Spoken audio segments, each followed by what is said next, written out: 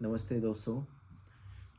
आज हम जिस ड्रग के बारे में चर्चा करने वाले हैं वो बहुत इम्पोर्टेंट ड्रग है और आज के टाइम पे बहुत ज़्यादा और ओकेशनली भले ही पर यूज़ भी होता है। उस ड्रग का नाम है लिथियम एंटीमनी थायोमेलेट। जो लिथियम एंटीमनी थायोमेलेट ड्रग जो आप देख रहे होंगे ये एंथ्योमेलिन, इसमें अच्छे से नहीं दिख रहा तो इसमें आप देख पा रहे होंगे एंथ्योमेलिन करके इलैंको कंपनी का ये आता है, इलैंको का। और ऐसा कैसे ही सेम लिथियम एंटीमनी थायोमेलेट नोलुम करके आता है, ये वाला ड्रग आप देख पा रहे होंगे जो कि वेलकॉम कंपनी का है, वेलकॉन का।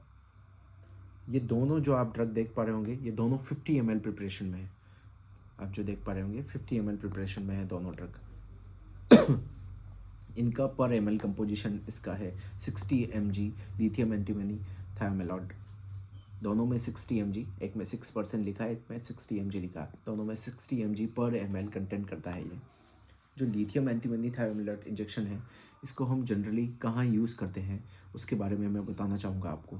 इसको हम जनरली यूज़ करते हैं जैसे कि वार्ड्स हो गया, बोवाइन क्यूटेनियस पेपिलोमाटोसिस, वार्ड्स हो गया, नेजल ग्रेनुलोमा हो गया, haemorrhagic septicaemia, BQ, pyaemia, septicaemia, pneumonia, fever, anorexia, toxaemia, lumpy skin disease, जो भी क्यूटेनियस फॉर्म वायरल के कारण स्किन के ऊपर जो भी लीजन्स आते हैं, वार्ड्स, पेपिलोमा तो सबसे खास है।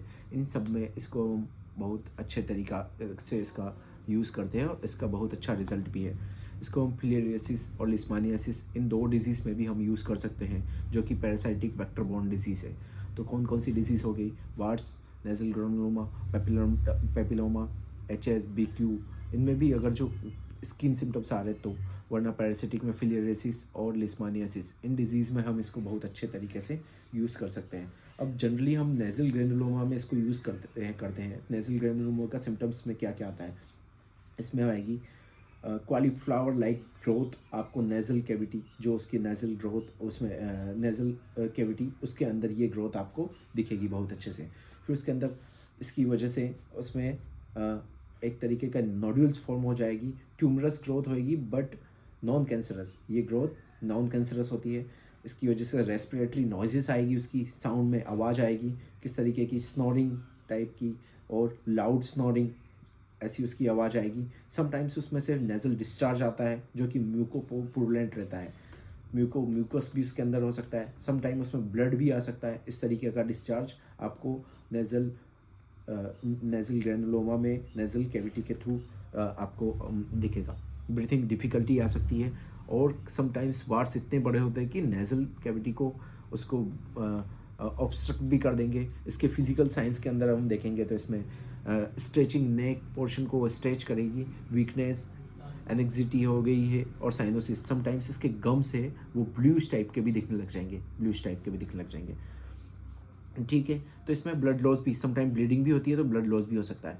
अब हम नेज़ल ग्रेनुलोमा और पेपिलोमा में हम इसको यूज़ करते हैं, फिलियरियासिस और लिस्मानियासिस में भी यूज़ कर सकते हैं। तो कैटल बफेलो में जो हम इसको यूज़ करते हैं, जैसे कि ये हो गया लिथियम एंटीमनी थायोमेलेट, इसको हम कैटल बफेलो में जब हम यूज़ करते हैं तो ये 20 ml डीप इंट्रामस्कुलर, इसका रूट में बता रहा हूँ आपको, डीप इंट्रामस्कुलर है, IV नहीं देना है। डीप इंट्रामस्कुलर आपको नेज़ल ग्रेनुलोमा में 20 ml आपको ये देना है, ठीक है। 20 ml आपको नेज़ल ग्रेनुलोमा में देना है। इसके बाद में इसको वीकली, कैटल में वीकली मतलब हर हफ्ते इसको रिपीट करना है जब तक ठीक नहीं हो जाए 20 ml। अगर पेपिलोमा है तो पेपिलोमा में इसको हम कैटल हॉर्स में 15 ml 48 आवर्स के बाद में रिपीट करना है, मतलब अल्टरनेट डे पे 4 से 6 बार। किसमें? 4 से 6 बार कैटल और हॉर्स में, पेपिलोमा के केसेस में। वार्ड्स, नेक्रोसिस है उस तरीके से शीप गोट में इसको देना 1 ml पर 25 kg और रिपीट अल्टरनेट डे पे आप कर सकते हो। डॉग में इसको हमें स्टार्ट करना है 1 ml से, फिर 0.5 उसके बाद में इंक्रीज़ करते जाना है। मतलब आप अप्रॉक्स याद रखो 1 से 2.5 ml हम दे सकते हैं और अल्टरनेट डे पे 4 से 5 बार हम इसको दे सकते हैं। किसको?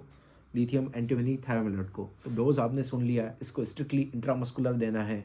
मोस्ट ऑफ में इसको रिपीट डेली तो करना ही नहीं है, वीकली इंटरवल पे आपको करना है। नेज़ल ग्रेनुलोमा में और पेपिलोमा में 48 आवर्स, मतलब अल्टरनेट डे या वीकली इसको रिपीट किया जाता है। बाकी जो मेरा वीडियो है आप ढंग से सुन सकते हो, कब कब इसको किस किस कंडीशन में रिपीट करना है, इसको ढंग से यूज़ करें। इसके लोकल इरिटेशंस भी हो सकते हैं, इस ड्रग के लोकल इरिटेशन भी हो सकते हैं। तो इस इंजेक्शन को डीप आईएम लगाने के बाद में बहुत अच्छे से मसाज की जाए, इसका ओवरडोज नहीं किया जाए वरना टॉक्सिसिटी हो सकती है। इसके साइड इफ़ेक्ट में लोकल स्वेलिंग, पेन तो होना ही है, हो सकता है। रेयर टाइम पे कभी कभी ये सिस्टमिक एलर्जिक और टॉक्सिक रिएक्शंस भी कॉज कर सकता है। तो बहुत ध्यान से वेटनरियन से पूछ के, वेटनरियन की सलाह से, वेटनरियन से सलाह मशवरा करके आपको ये ड्रग लगाना है। धन्यवाद दोस्तों। बाकी कुछ दिक्कत आपको आए तो आप इसको कमेंट सेक्शन में आप लिख सकते हो। ठीक है, धन्यवाद दोस्तों।